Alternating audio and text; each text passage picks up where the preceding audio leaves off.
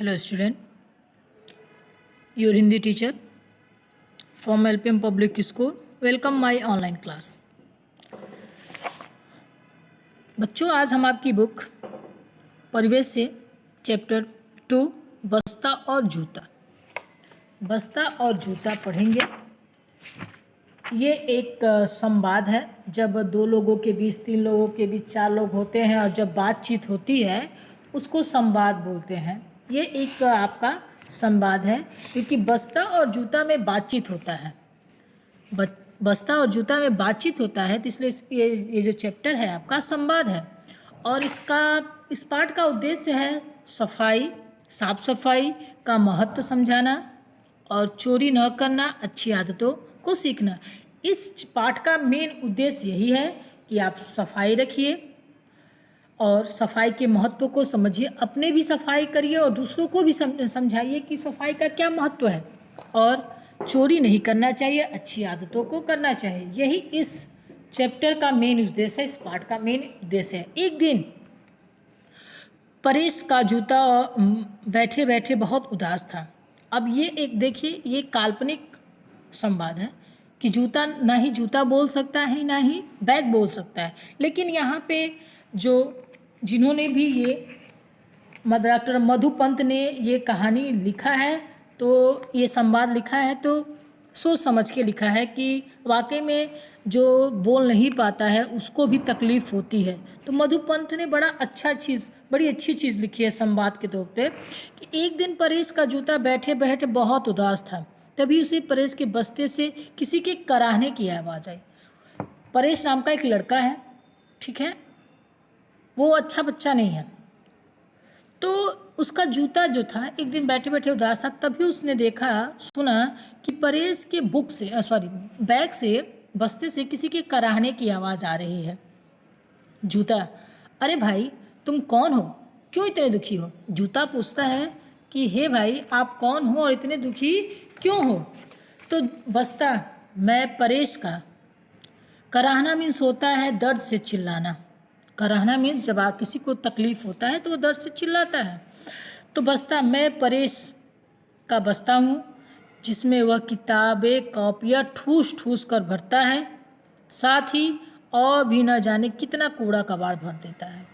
परेश का बस्ता बोलता है कि परेश मेरे इस बैग में किताब कॉपियों को तो ठूस ठूस के भरता ही है, उसकी तो बात छोड़िए, लेकिन साथ साथ इसमें कूड़ा कबाड़ भी भर देता है।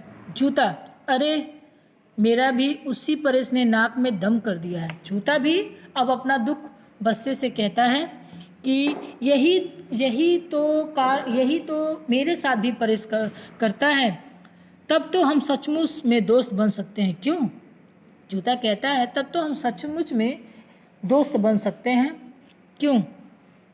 बस्ता, तुम भी अपना नाम और अपने दुख का कारण बताओ। बस्ता कहता है जब हम दोस्त बन ही गए हैं तो तुम भी अपना नाम और दुख का कारण बताओ।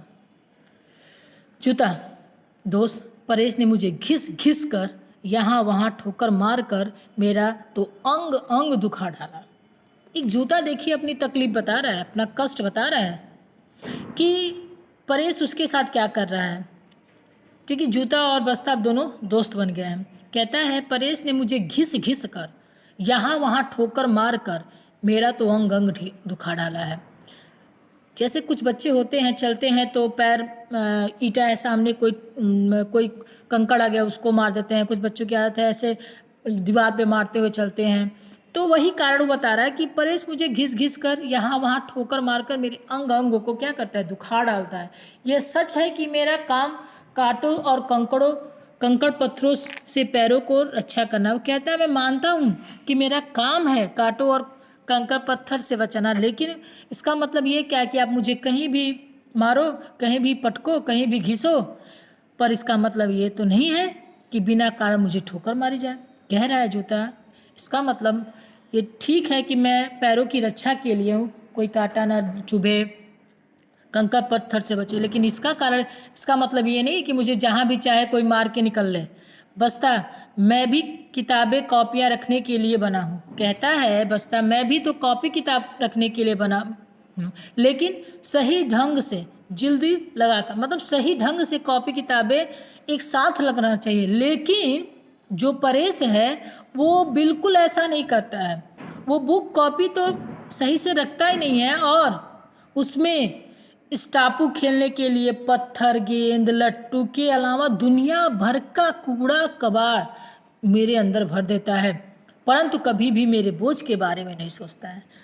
अब बस्ता अपना तकलीफ बता रहा है, अब बस्ता अपना कष्ट बता रहा है कि मैं भी तो कॉपी किताब वो भी अच्छे ढंग से रखने के लिए हूँ, लेकिन वो उसमें कूड़ा करकट, गेंद, लट्टू, दुनिया भर का कचरा भरता है। एक बार भी परेश जो है मेरे बोझ के बारे में नहीं सोचता है। जूता, हाँ दोस्त, परेश रास्ते में चलते समय जिस पत्थर को देखता है उसी पे ही जूता मार मार कर मेरा बुरा हाल कर देता है। कहता है जूता, बहुत दुख होता है कि जब रास्ते में परेश चलता है तो जहाँ भी पत्थर देखता है उस पे क्या करता है, मार मार कर मेरा बुरा हाल कर देता है। कुछ ना हो तो दीवार पे ही जूता मार कर चोट लगाता है। कहता है कुछ नहीं मिलता है तो दीवार पे ही जूता मारता है, जिससे मुझे क्या होता है, चोट लगता है। इससे दीवार तो खराब होता ही है। यदि कभी वो मुझे पॉलिश लगाकर चमका लेता तो मुझे कितनी खुशी होती। कहता है जब कुछ नहीं मिलता है तो वो क्या करता है, दीवार पे मारता है, और जब दीवार पे मारता है तो ये होता है कि दीवार तो गंदी होती है, दीवार तो गंदी होती। मुझे जो तकलीफ, जो कष्ट, जो दर्द सहना पड़ता है उसको तो छोड़ो, जिस दीवार पे वो पैर मारता है वो भी क्या होता है, गंदा होता है। काश कभी मुझे वो पॉलिश लगाकर चमका लेता तो मुझे कितनी खुशी होती, पर उसे क्या फ़र्क पड़ता। कहता है पर उसे क्या फ़र्क पड़ता, क्या जाने दूसरों की पीड़ा। कहता है क्या जाने वो दूसरों की पीड़ा को, दर्द को। देखिए आपके फिगर में दिया हुआ है परेश कैसे जूते से वो पत्थर मार रहा है, और जिससे क्या हो रहा है कि जूता क्या हो रहा है, जूते को कष्ट हो रहा है। आप लोग कभी ऐसा मत करिए। आप जब स्कूल से जाते हो तो जूता, मोजा, जब ये सॉक्स आप एक जगह रखिए, बैग एक जगह रखिए। ठीक है वो निर्जीव हैं, उनके में जान नहीं है, फिर भी देखिए मधुपंत ने इस संवाद के माध्यम से कैसे बताया है कि बैग को भी तकलीफ होती है और जूते को भी कष्ट होता है, उनको भी दर्द होता है, वो कह नहीं पा रहे। देखिए वो मधुपंत अपने द्वारा अपने वाणियों के द्वारा, अपने वचनों के द्वारा वो कैसे बता रही हैं कि कैसे एक बैग और एक जूते को कष्ट होता है, दर्द होता है। बस्ता, यदि परेश दूसरों की पीड़ा महसूस करता तो रवि की कॉपी चुपके से उठाकर अपने बस्ते यानी मुझ में न रख देता। कहता है बस्ता कि यदि परेश दूसरों की पीड़ा को समझता, दूसरों के कष्ट को समझता, तो रवि की कॉपी चुपके से चोरी करके मेरे बैग में यानी मुझ में न रख देता। मैं चीख चीख कर कहता रहता हूँ कि चोरी करना गलत है। बैग कहता है जब वो रवि की कॉपी मुझ में रखता है तो मुझे बहुत कष्ट होता है। मैं चीख चीख के कहता हूँ कि ये कॉपी मुझ में मत रखो, चोरी करना गलत है, ऐसा मत करो, पर मेरी बात उसके कानों तक पहुँचती ही कहाँ है।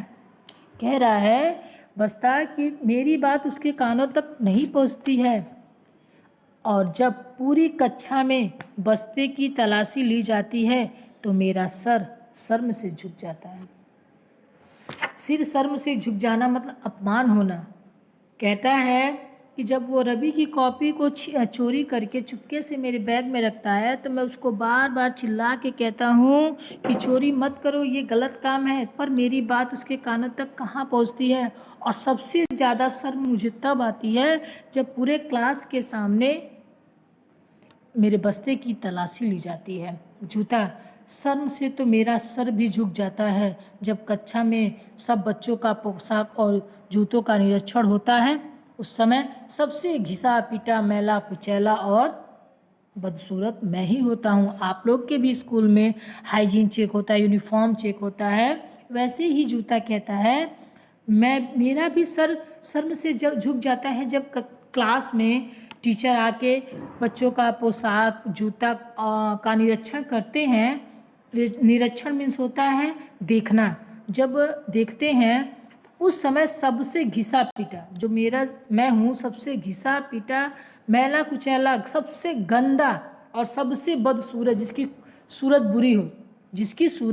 बुरी हो, उस क्लास में सबसे गंदा मैं ही दिखता हूँ। बस्ता, हाँ दोस्त, बुरा तो लगता है पर चोरी वाली बात तो मेरे गले ही नहीं उतरती। बस्ता कहता है, हाँ दोस्त, बुरा तो लगता है पर चोरी वाली बात तो मेरे गले से नीचे ही नहीं उतरती है।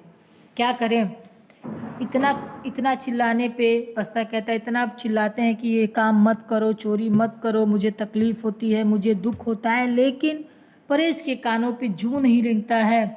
तो जूता अपना तकलीफ़ ये कहता है कि जब क्लास में सबका हाइजीन चेक होता है, सबका टीचर आके देखते हैं, निरीक्षण करते हैं, तो जिसमें सबसे घिसा पीटा, मैला कुचैला, बदसूरत, जिसकी सूरत ही ना हो, जिसकी सूरत ही बुरी हो, उसमें सबसे गंदा मैं ही दिखता हूँ।